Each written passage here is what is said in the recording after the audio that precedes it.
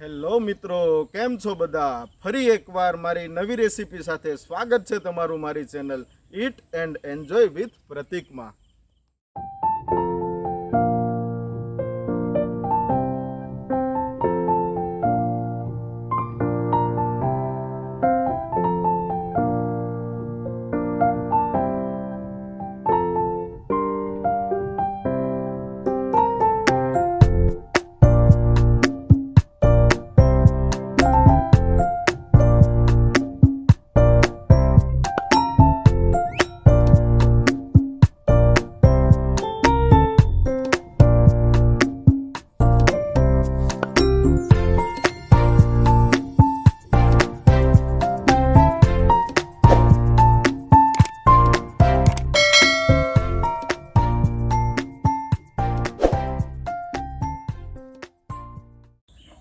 તો આજે આપણે બનાવીશું ગીરના જંગલની ગિરનારી ખીચડી.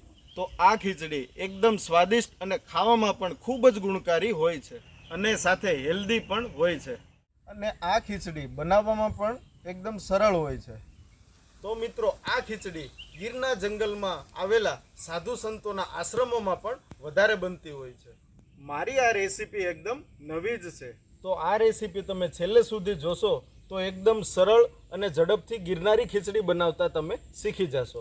તો ચાલો મિત્રો, ગીરના જંગલની ગિરનારી ખીચડી બનાવવાનું ચાલુ કરીએ.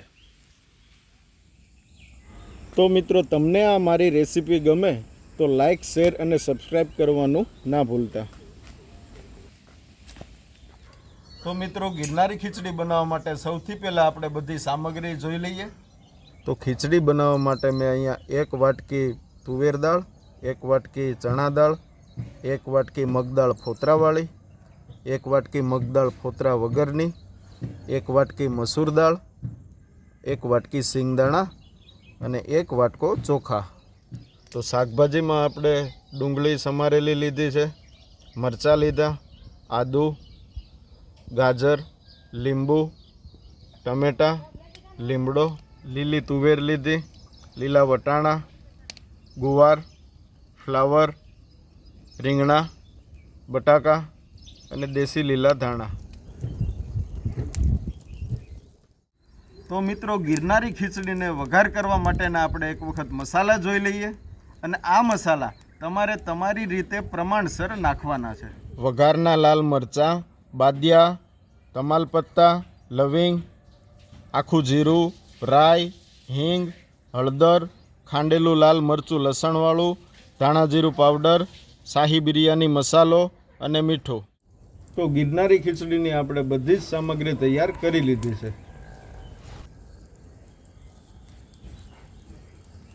તો ચાલુ કરીએ બનાવવાનું ગિરનારી ખીચડી.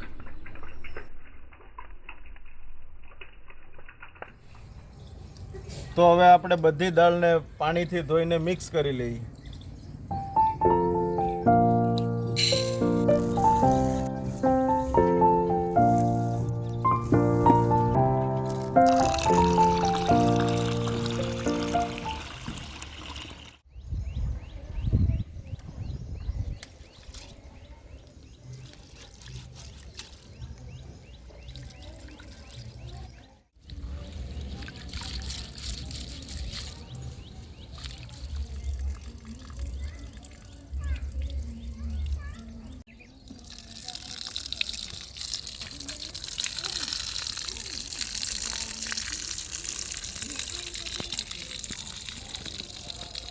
કુદરતના સાનિધ્યમાં આજે ગિરનારી ખીચડી બનાવવાનો ખૂબ જ આનંદ આવશે.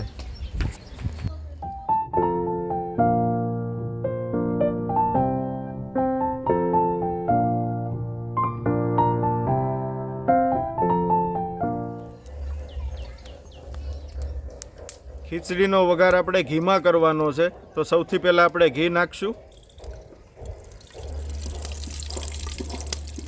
હવે આપણે રાઈ જીરુંથી વઘાર કરીશું.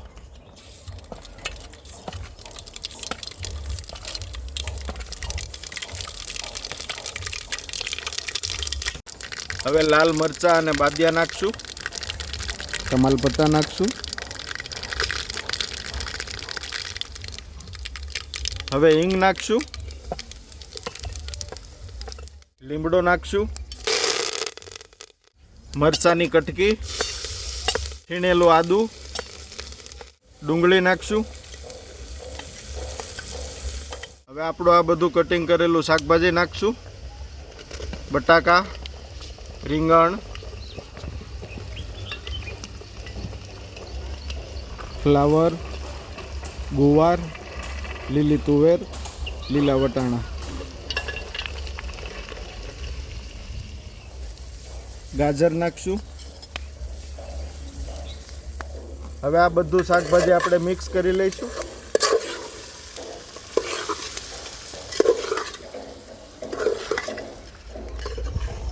તો હવે આપણું આ શાકભાજી ઘીમાં સડી જાય ત્યારબાદ આપણે મસાલો નાખશું. શાકભાજી ચડી ગયું છે, હવે મસાલો નાખીએ. થોડી હળદર નાખશું, ખાંડેલું લાલ મરચું લસણવાળું નાખશું, ધાણા જીરું પાવડર, શાહી બિરયાની ગરમ મસાલો, સ્વાદ પ્રમાણે મીઠું. બધો મસાલો આપણે બરાબર મિક્સ કરી લઈએ.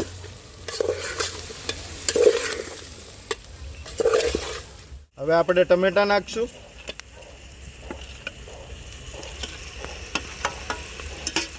તો હવે આપણે અડધા ગ્લાસ જેટલું પાણી નાખીને મિક્સ કરી લઈશું, એટલે મસાલો બળે નહીં. અને પછી એકદમ મિક્સ કરી લઈશું.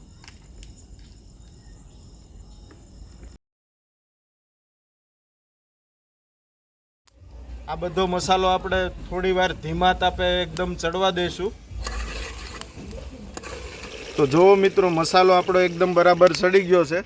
મસાલો આ બધો ચડી ગયો છે, એટલે હવે આપણે આ પલાળેલી જે ખીચડી છે આમાં નાખી દઈશું.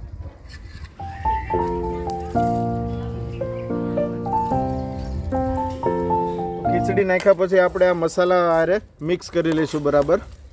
ત્યારબાદ આપણે પાણી નાખશું. આપણી આ દાળ અને ચોખા ડૂબી જાય એટલું આપણે પાણી નાખશું.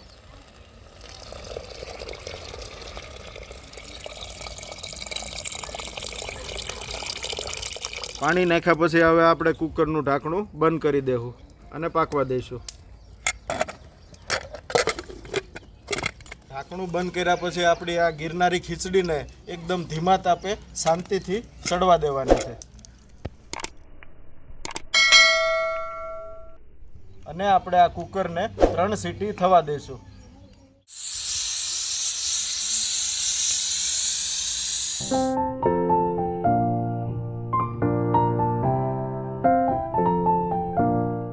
કુકરની 3 સીટી થઈ ગઈ છે. તો હવે આપણી આ ગિરનારી ખીચડી બનીને તૈયાર છે.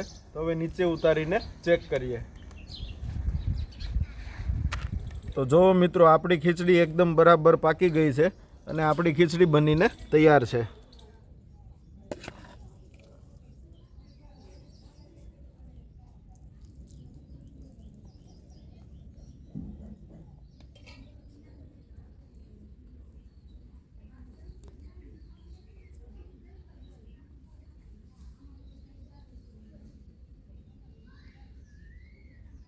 મિત્રો, હવે આપણે ટેસ્ટ માટે લીલા દેશી ધાણા નાખશું. એનો ટેસ્ટ ખૂબ જ સરસ આવે છે. સ્વાદ પ્રમાણે ઉપરથી લીંબુ પણ નાખું છું, એનો ટેસ્ટ પણ સારો આવે છે. 1 ચમચી દેશી ઘી નાખીને ખાવાનું ચાલુ કરીએ.